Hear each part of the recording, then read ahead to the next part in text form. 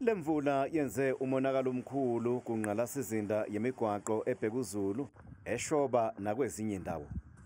Njengamanje nje eZwathi kunebloho elivele lemuka lonke, kunendawo kuthiwa kwabanakile nakhona asazi into bakuzovula iy'kole ukuthi iy'ngane izofika kanjani esikoleni.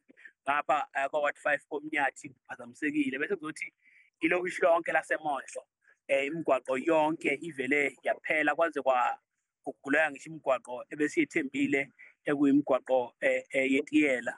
Abantu bavaleleke emakhaya abasakwazi ukuphuma, osekuphoqa umphakathi ukuthi usukume uyibambele mathupha uyilungisele umgwaqo. Ngisho kugula umuntu asikwazi ukuphuma, ngisho uye emsebenzini kufanele uhambe ngey'nyawo, iy'moto y'bhake emagcekeni ayikwazi ukuphuma, isikole siyavulwa, amatekisi akwazi ukungena, iy'ngane azizokuthatheka uma ziye ey'koleni. Into eyenzekile kumina cishe ababonile nomakhelwane, imoto ikhishwa i-breakdown la.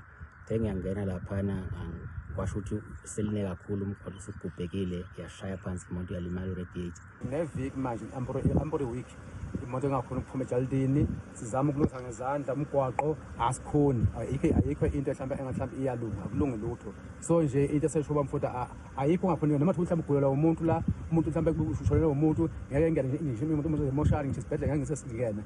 Imeya inxusa umphakathi ukuba ubekezele. Ukuba sicele kakhulu kwizakhamuzi ukuba sibekezelelane, isimo esisehle ngaphezulu sonke.